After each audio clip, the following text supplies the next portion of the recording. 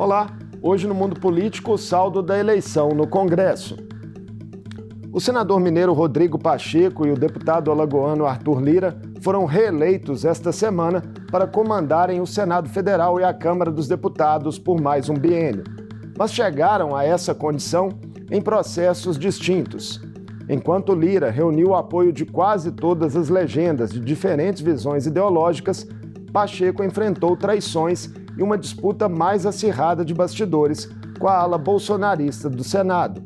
O que os resultados indicam para as relações entre o governo Lula e o Congresso Nacional?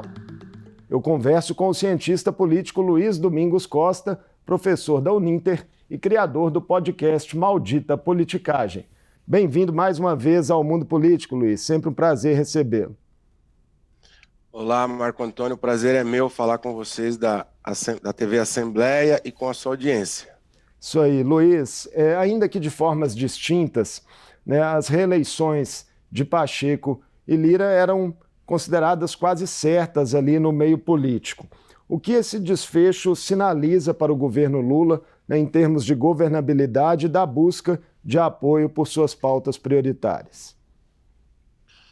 Pois bem, acabou que as duas casas colocaram o governo em situações bem distintas, né? A eleição da presidência das duas casas deixou a vida do Poder Executivo, do presidente Lula e dos seus ministros em condições muito diferentes, porque na eleição para a mesa do Senado e com a vitória de Rodrigo Pacheco, pelo esforço que o governo impôs ali para ajudar a reeleição de Rodrigo Pacheco, é provável que a parceria da presidência do Senado seja muito mais natural e facilitada para a vida do Poder Executivo, para o governo do presidente Lula. Ao passo que na Câmara dos Deputados não foi um esforço, a vitória de Lira não dependeu diretamente do esforço de Lula, embora a adesão do governo tenha deixado a vantagem muito mais folgada. Mas ali a vitória do Lira, em alguma medida, independia do governo. Ela já vinha sendo desenhada assim que acabou a eleição, no primeiro turno, antes mesmo do Lula ganhar do Bolsonaro no segundo turno, porque os partidos que orbitam a liderança de Arthur Lira saíram muito fortes e a vantagem dele em relação a qualquer possível competidor, concorrente, muito folgada, essa vantagem do Lira. Então a adesão de Lula faz com que, claro, não haja uma oposição, como aconteceu lá com o Eduardo Cunha em 2015, quando a Dilma perdeu, tentou bater chapa com o Cunha. Então, o Lira ele vai ser um presidente que vai impor mais chantagem, mais necessidade de negociação a cada lei de importância para o governo federal, especialmente essa primeira de uma reforma tributária que está sendo tocada pelo ministro da Fazenda, Fernando Haddad. A gente já vai destrinchar mais um pouco a situação de cada uma das duas casas, Luiz, mas antes de fazer isso, eu queria te perguntar se você viu impactos, né, dos ataques golpistas de extremistas do dia 8 de janeiro ao longo desse processo aí de discussão da sucessão da Câmara e do Senado. Eu acho que sim, o impacto foi favorável ao governo, né? Porque a ala mais radicalizada do campo do PL, que é o partido do presidente Bolsonaro, essa ala fez barulho agora, né? Alguns parlamentares foram, inclusive, com identificação de fora Lula, etc. Mas eles ficaram relativamente isolados no conjunto da política, porque é claro que aquelas invasões, aquele vandalismo foi associado a esse grupo, e os parlamentares mais moderados querem evitar essa associação, mesmo aqueles parlamentares de centro-direita, que não se identificam com essa radicalização. Então, provavelmente pedir voto para um candidato apoiado pelo Bolsonaro, como foi o caso do Marinho, fica um pouco difícil. Então, eu achei que foi um impacto indireto, né? A ideia de que a democracia passa por candidatos não identificados com o bolsonarismo acabou sendo vantajosa para o Rodrigo Pacheco, especialmente no Senado. Outro elemento da disputa, né, foram intensas mobilizações nas redes sociais e fake news, né? Algo que já vem há bastante tempo no Brasil, sendo uma tônica aí da disputa política.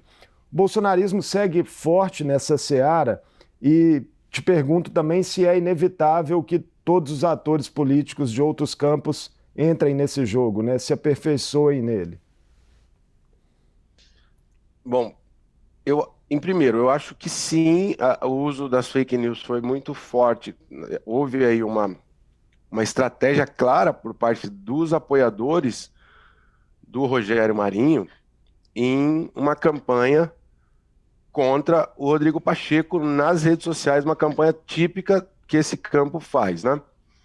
Inclusive, por exemplo, o Movimento Brasil Livre entrou nessa campanha, nessa militância virtual em favor de Marinho e contra o Pacheco, inclusive com despesas, gastando dinheiro do movimento. Isso mostra que esse campo da direita ele vai passar por um momento de rearticulação, porque o MBL, que é muito forte na internet, no YouTube, no Twitter, ele se afastou do Bolsonaro, mas nessa eleição para o Senado se reaproximou. Então, o que está acontecendo com a perda da presidência por esse grupo é que eles vão se rearticular. Algumas defecções vão acontecer, alguns vão sair para tentar disputar a liderança desse campo da extrema-direita, possivelmente o caso do governador mineiro, inclusive, mas alguns vão tentar se rearticular com o bolsonarismo, porque é um grupo que vai ser, de fato, o grande campo de oposição ao governo Lula, e ser oposição, por mais que não seja tão vantajoso quanto ser situação, ser governo, ser oposição cria muita pauta, você pode agendar muitos temas da política, tanto na internet, em primeiro lugar, e diariamente na internet, mas também na própria atividade legislativa dentro da Câmara e do Senado, né, com projetos de lei polêmicos, com pedidos de impeachment e assim por diante.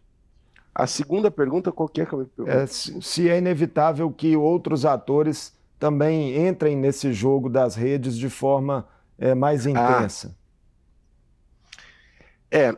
Esse é um horizonte bastante provável, na minha opinião. Eu acho que o modus operandi, a forma de funcionar das redes, por meio dessa busca incessante de agendar a pauta do dia e de inflamar os internautas, essa tônica que, na verdade, não é culpa de ninguém, isso é um efeito da própria indústria tech, como ela montou os algoritmos das plataformas, né? Isso estimula a busca pelo sensacionalismo, pelo descalabro, por aquilo que é absurdo. A entrada do Janones na campanha do Lula e algumas das jogadas do Janones já durante o mandato, agora em janeiro, demonstram essa busca por parte do campo do governo. Mas eu acho que isso, por mais que esses grupos passem a incorporar um pouco essa dinâmica, o grau das o excesso de fake news, o volume e o absurdo trazido pelas fake news ainda está longe de se aproximar daquele padrão já estabelecido pelo campo da extrema-direita.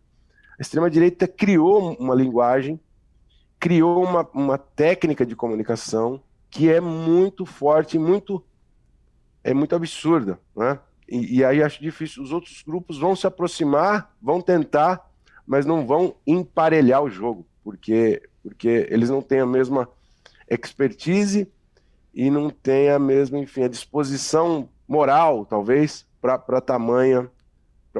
o uso de tamanha técnica de comunicação virtual. Olhando agora especificamente para o Senado, Luiz, qual a importância do placar final ali de 49-32, né, a favor de Rodrigo Pacheco? O que esse número sinaliza para o governo? Pois bem, eu estava conversando com um professor amigo meu professor, ele virou meu amigo, ele dizia que o copo ficou meio cheio e ficou meio vazio para o governo. Eu gostei dessa ideia porque, assim, foi ótimo, né? O governo conseguiu ganhar e não ganhou com uma vitória tão apertada. Tinha algumas previsões que diziam que Marinho faria pelo menos 35, 37 votos, ficaria com uma distância pequena, muito apertada. De fato, a distância foi um pouco mais folgada, e isso demonstra que o governo Lula tem força de articulação política, conseguiu barganhar bem, colocou o seu ministro das Relações Institucionais, né, o Alexandre Padilha, para trabalhar pesado. Muitos ministros assumiram, ministros que foram senadores, Flávio Dino, Camilo Santana, assumiram suas cadeiras para votar. Então, o governo demonstrou coesão, unidade e força. Agora, por outro lado, a oposição, ao chegar a 32 votos, também coloca belas cartas na mesa, porque pelo menos um terço da casa está, né, 32 votos, deixa a oposição certa com pelo menos um terço da casa, que é 27 votos, o que já é suficiente, por exemplo, para pedir abertura de CPI. Então, eu acho que os dois campos se organizaram bem, o governo sai vitorioso no Senado, mas ele vai contar com uma oposição bem, bem forte no Senado também. Tivemos relatos, né, na imprensa, inclusive de envolvimento direto de ministros do Supremo Tribunal Federal pedindo votos para Pacheco. O que esperar, né, da postura do senador mineiro daqui para frente, né, após esse processo? Ele tende a se expor mais ao enfrentamento político, sai mais fortalecido ou mais arranhado desse processo? Uma vitória, uma reeleição para a Câmara Alta, eu acho que sai fortalecido, indiscutivelmente fortalecido. E curiosa essa sua observação, porque não faz muito estilo do Rodrigo Pacheco, né? O estilo de se expor muito. Mas sim, eu acho que a aproximação que ele teve com a campanha, com essa frente ampla em torno da candidatura de Lula, desde os esforços que ele demonstrou desde o período eleitoral, e agora, com aproximação, assim, emparelhamento do governo com a sua candidatura de reeleição para o Senado, faz com que ele tenha uma provável liderança muito mais escancarada a favor do governo, coisa que não é muito o perfil dele, não foi o perfil da primeira presidência dele no Senado, que ele tentou ser um presidente mais neutro. E foi eleito com apoio de Bolsonaro, né, inclusive. Foi eleito com apoio de Bolsonaro lá em 2021.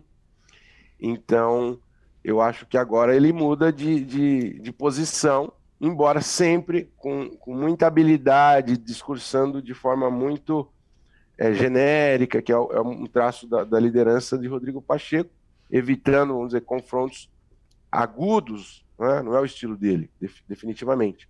Mas, quando houver, por exemplo, ataque às instituições, ataque a ministro do Supremo, tentativas eventuais de pedidos de impeachment a ministro do Supremo que podem vir do grupo de oposição, né? Eu acho que ele tende aí a assumir um papel muito mais pró essas instituições, e o que no final das contas é pró ao governo Lula, né? Falando da oposição, Rogério Marinho sai desse processo aí em condições, de repente, de assumir um status de liderança mesmo desse grupo, de ser um dos condutores das estratégias daqui para frente? Eu acho que está em aberto. Eu acho que está em aberto, porque o nome dele foi escolhido agora por ser uma figura mais branda, né? Não tem um perfil tão estridente ou radical como, por exemplo, o perfil de Damares, né? Da senadora Damares do Distrito Federal, uma bolsonarista de primeira hora e muito radical em falas e em decisões enquanto ministra dos Direitos Humanos, né? Assim como o Mourão, né, o ex-vice-presidente, agora senador pelo Rio Grande do Sul. Esses nomes têm muita força no campo bolsonarista, né? Seriam os nomes mais fortes, na minha opinião, para interagir com a base virtual, com essa dinâmica das redes sociais, que é uma das grandes seivas, né? A seiva do bolsonarismo. Eu não tenho certeza que o Marinho vai ser essa liderança sempre ou a mais proeminente, porque ele tem um perfil de um político mais moderado, mais brando. E acho que para liderar esse grupo, talvez a preferência até do próprio Bolsonaro seja uma liderança mais barulhenta.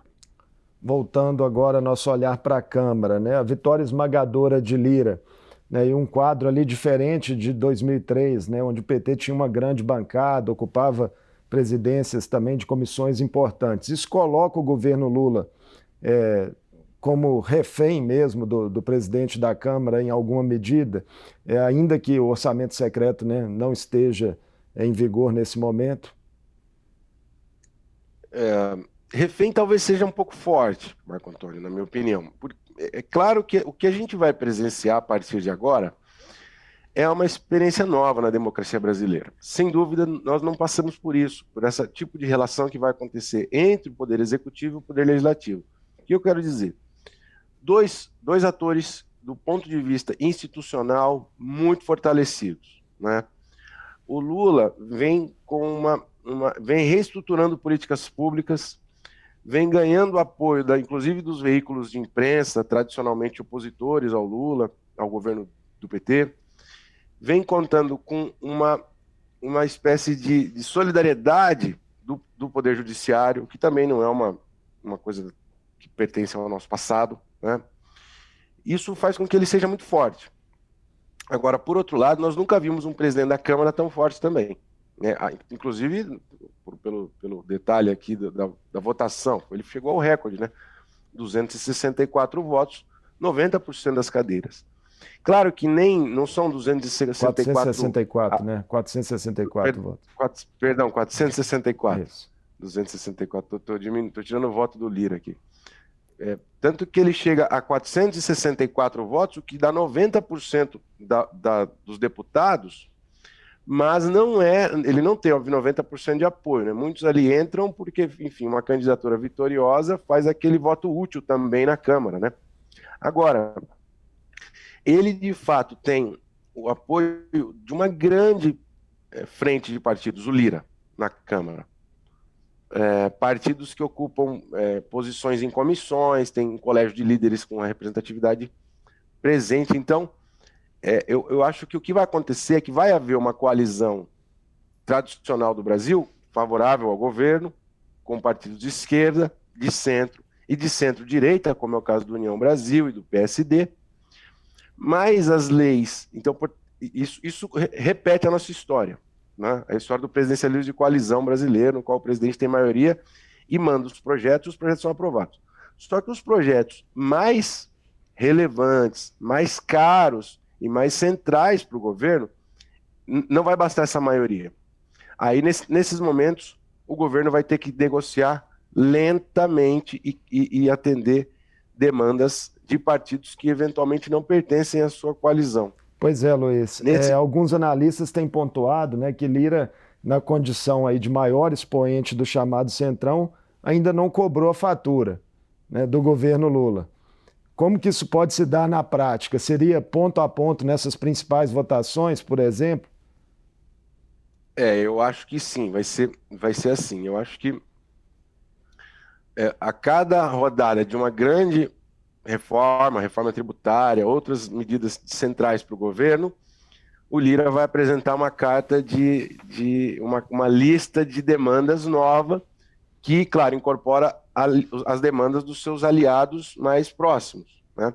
Então, reformas ministeriais, cargos de segundo e terceiro escalão no interior da burocracia federal que manejam muitos recursos e sempre são muito disputados por esse centrão, e as concessões orçamentárias, que embora o orçamento secreto tenha sido proibido pelo Supremo, a gente não sabe como que isso vai ficar, e eu acho que o Lira ainda tem expectativa de ter parte do orçamento sob o seu controle, ainda que com alguns critérios adicionais, de mais transparência, etc., coisa que não existia anteriormente. Mas eu acho que agora é a vez de Lira começar a jogar, né? Porque ele perdeu em dezembro, né? Ele perdeu com a decisão do Supremo, ele perdeu com o tipo de arranjo que o Lula fez, sim, mas agora ele começa a jogar, e ele joga bem, Ele joga pesado, ele vai começar a tentar tirar algumas... Tirar não, ele vai tentar alcançar alguns desses interesses desse campo do Centrão, que é um campo que joga de modo pragmático e é caro, né? É um campo que cobra caro o seu apoio. Caro, eu quero dizer, muitos cargos, ministérios importantes e verbas, né? Então eu acho que agora é a hora. Mas isso, ele não vai lidar com o governo Bolsonaro. É importante, do ponto de vista institucional, o Bolsonaro sempre foi um presidente frágil.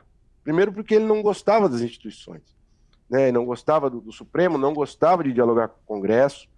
Ele só começou a dialogar com o Congresso para se defender do impeachment.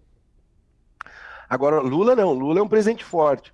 Então vai ser um momento novo da nossa democracia, certamente. Nós não vimos isso. Um presidente muito forte. Quando os presidentes eram fortes na década de 2000 e 90, o Congresso era necessariamente... estava na sombra desse presidente, né? Com o Fernando Henrique, com o Lula. Agora não vai ser mais assim. Você vai ter um presidente forte e uma Câmara muito forte. E isso é uma novidade para a gente.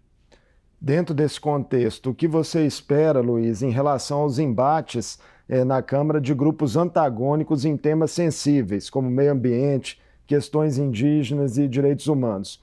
O perfil de Lira, né, sinaliza mais dificuldade para as forças progressistas. Nós temos, por exemplo, a bancada evangélica ocupando 2 vice-presidências na mesa da Câmara. Eu acho que sim. Esse vai ser também uma bela questão e vai ser talvez o calcanhar de Aquiles do campo progressista. E isso não tem como ser diferente, infelizmente, na minha opinião, porque a eleição foi muito favorável a esses grupos, né? A vitória do campo de conservador se acirrou, aumentou a vantagem desse campo na Câmara dos Deputados em relação a 2018, que já tinha sido vantajosa para o campo conservador. Se o campo conservador amplia suas cadeiras e radicaliza seu discurso na campanha de 2022, ele fica um grupo muito forte nas posições estratégicas da Câmara dos Deputados, seja na mesa ou em comissões importantes. Por exemplo, o PT negociou e vai ficar com a CCJ, a Comissão de Constituição e Justiça, que é a mais importante, né? A grande comissão da Câmara. Mas isso implica necessariamente que ele abra mão e perca comissões por exemplo, comissões de direitos humanos, de proteção da pessoa idosa. Essas comissões possivelmente devem ficar com partidos de direita. Então, eu acho que aquilo que nós, no jargão dos cientistas políticos, né, esse campo conservador, a bancada evangélica, bancadas muito conservadoras em direitos humanos, vão operar posições de veto muito fortes às políticas vindas do campo progressista. Então, esse vai ser um embate permanente da legislatura e provavelmente com vitória para o campo conservador em função da sua força numérica mesmo. Eles são a maioria, né? Para fechar nossa conversa, Luiz, queria te pedir rapidamente sua impressão sobre outro episódio que agitou a capital federal essa semana, as declarações aí do senador Marcos Duval, do Espírito Santo, sobre um suposto plano que envolvia Bolsonaro e Daniel Silveira, né, para gravação do ministro Alexandre de Moraes. Já há versões conflitantes aí, o ministro dizendo que orientou o senador a formalizar a denúncia, o senador nega. Enfim, o que lhe pareceu o conjunto dos fatos revelados até agora em relação a isso? Olha, estamos desde quinta, estamos desde do surgimento do vídeo na madrugada do senador Marcos Duval, estamos tentando decifrar isso que aconteceu, porque há muitas versões em pouco tempo surgiram 4, 5 versões, e as novas versões ainda não se encerraram, né? Me parece que houve sim uma tentativa mal planejada de prejudicar a imagem do ministro Alexandre de Moraes, do ministro do Supremo, né? Essa tentativa de prejudicar a imagem dele como forma de depois jogar mais desconfiança sobre o pleito, sobre as eleições de 2022. Eu acho que, por mais que tenha sido uma coisa meio atabalhoada, meio atrapalhada desse campo, e que não está claro quem que comandou isso ainda, né? Porque a participação, pelo menos do Marcos Duval, que foi consultado, mas também daquele deputado Daniel Silveira, eventualmente alguns já especulam da participação do Flávio Bolsonaro e outros ainda do próprio Jair Bolsonaro. Esses papéis vão ficar obtusos. Isso não vai ficar claro. Vai ser uma confusão permanente. Vai ser um diz-que-me-diz-que e um desmentindo o outro, e é provável que nós não tenhamos certeza do que aconteceu nessa situação. Mas isso também demonstra que é uma tática de criar constrangimentos para os atores, de colocar saia justa para as instituições, que vai marcar a conduta da oposição ao longo do período do próximo ciclo político de 4 anos, provavelmente. Essa tática eles já fizeram em outras ocasiões, eles gostam e sabem planejar, praticar esse tipo de jogada política, e acho que, no final das contas, o pior ficou muito ruim para o próprio Marcos Duval, né? Que inclusive chegou a cogitar renunciar ao mandato de senador, mas vai ser ouvido pela Polícia Federal. Então, para ele ficou muito ruim, para o mandato dele, participar disso, né? Ou mesmo que a contragosto, mesmo que ele esteja negando que participou. E acho que, por outro lado também, se as estratégias de atores centrais do sistema político, senadores da República, passarem muito por isso, eles vão correr risco de sofrer algum tipo de revés legal, né, de sofrer os efeitos do sistema judiciário, porque o Alexandre de Moraes dá sinais claros de que ele não vai parar a investigação em torno das articulações de golpe e de desacreditar o sistema eleitoral.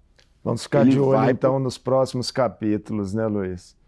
Exatamente. Muito obrigado por sua colaboração conosco aqui mais uma vez no Mundo Político. Sempre um prazer ter suas contribuições. Eu que agradeço, é sempre um prazer contribuir com a TV da Assembleia de Minas. Um abraço, até a próxima. Eu conversei com o cientista político Luiz Domingos Costa, professor da Uninter e criador do podcast Maldita Politicagem.